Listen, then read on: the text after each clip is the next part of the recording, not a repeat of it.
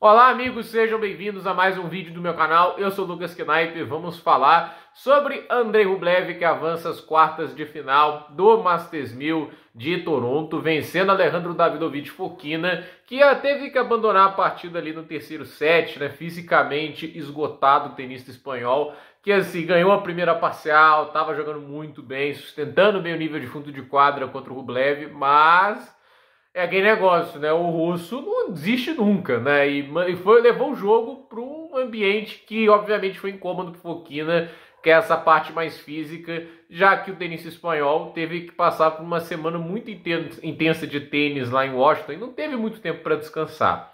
Ele fez a final de Washington e terça-feira já estava jogando em Toronto. Então, assim, domingo, aí tem um dia de descanso, que é viagem, inclusive, ele viajou na segunda. Então, assim, o período de descanso dele foi muito pequeno. E nessas circunstâncias, ele acabou tendo que jogar, assim, né, tipo, contra tenistas de nível bastante perigoso. Foi pouco a pouco ele pegando o seu... já estava com ritmo, né, mas foi pouco a pouco ali, se adaptando a cada jogo, até superando com relativa tranquilidade alguns oponentes. O que ele fez contra o Menzik na última rodada foi impressionante. Mas a verdade é que o Rublev elevou o nível, né? Tipo, e eu fico muito feliz de ver uma atuação tão boa como a que o Rublev entregou hoje, né? Porque é aquele negócio, o Rublev, quando ele consegue jogar o melhor dele, ele é enjoado, né? Ele é um tenista que aguenta esse volume de fundo de quadra, ele machuca muito dos dois lados, principalmente do forehand. E é um tenista ágil, e é um tenista que, assim, ele é agressivo, mas ele consegue sustentar a bola dentro de quadra. É diferente de ser um agressivo Ben Shelton, né? Que vai partir para ataque, né? Se você aguentar talvez 3 ataques, talvez o outro ele exagere e joga para fora, joga na rede. Tem tenista que é agressivo, mas não sabe, né? Assim, comedir o ataque dele, né? A gente vê, por exemplo, a diferença é muito nítida de um Shelton pro Fritz. O Fritz é um cara que tem muito cuidado com os ataques dele. Ele é um cara que vai para o risco no momento muito determinado. Ele sempre tenta manter, assim, a prioridade dos golpes de fundo de quadra é a profundidade e a velocidade, mas sempre a colocação está em primeiro lugar. Ele não vai, tipo assim, colocar mais potência do que ele acha que deve em um golpe, porque ele está preocupado em manter a bola em quadra. Não à toa você vê a margem de erro do Fritz é bem menor que a de um Shelton, né? E o Fokina e o Rublev, assim, o Rublev ele consegue até acelerar mais o jogo sem ter uma margem de erro tão grande, né? E o Fokina estava aguentando, se defendendo bem, contra-atacando muito bem, fez uma grande partida de tênis, mas, né, quanto mais o jogo se alongava, mais o Rublev estava levando vantagem. E aí eu falo assim sobre esses tenistas que vivem um pouco mais do contra-ataque, desse sistema mais defensivo de jogo, né? Porque o Fokina, isso não é um demérito ao cara, cada um tem a forma de conseguir ganhar. Tipo, se a gente parar pra pensar, o Djokovic por muito tempo foi um tenista que ganhou muita coisa na base da solidez do contra-ataque. Em 2011 ele não era um tenista extremamente agressivo, óbvio que ele sabia atacar, mas a base do jogo dele, assim como o Nadal, era esperar o momento certo para contra-atacar. Óbvio que tinha um momento para ser agressivo, tinha um momento para saber sofrer. E assim, o Fokina é um cara que tenta buscar ataques eventualmente, mas começou a chegar um ponto do jogo que ele estava tentando ir mais para a bola porque as pernas não estavam acompanhando o ritmo, né? Diferente de Washington, que ele tinha um período de descanso maior antes do torneio, não passou nenhuma dificuldade antes. Agora em Toronto ele está carregando todo o desgaste, né?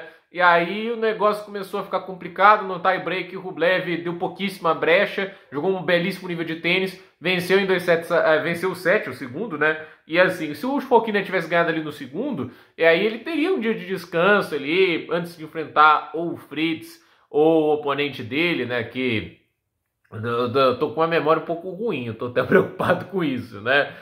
Mas assim, a gente sabe que o Fokina ele teria pouco tempo de descanso e a verdade é que chega no terceiro set, tá nítido que a vantagem do Rublev é grande. E aí, na hora que ele abre 3-0, é aquele negócio, já não tá valendo mais a pena para ele ficar em quadra. Se ele ficasse em quadra, igual ele fez contra o Fritz, era um aspecto diferente, né?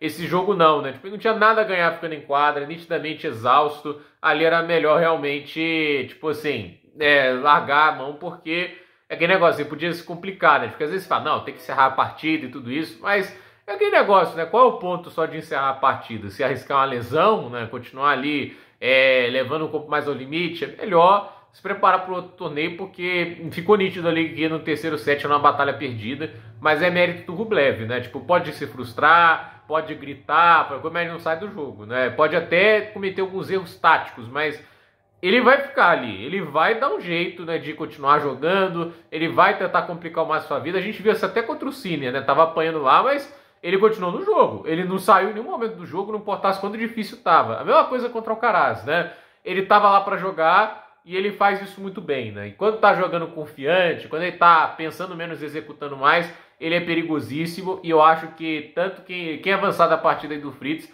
sabe que não vai ter nenhuma moleza pela frente, né? Porque a gente sabe que o Rublev é um cara que quando tá sentindo bem no fundo de quadra, começa a ditar o ritmo ali, é insuportável.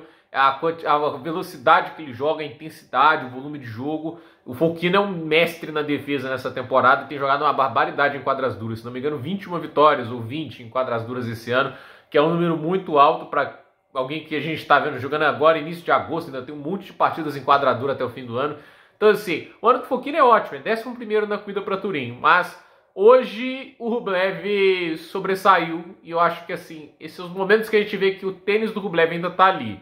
Se ele vai conseguir levar um título, se ele vai conseguir bater de frente com um cara do calibre do Fritz caso ele avance, a gente vai ver isso na próxima rodada, né? O Fritz vai enfrentar o Lerretica, agora que eu lembrei, né? Então, assim, né? Vamos ver o que acontece entre Fritz e Lerretica, agora que eu lembro, né? Nesse momento. Então, gente, por esse vídeo é isso.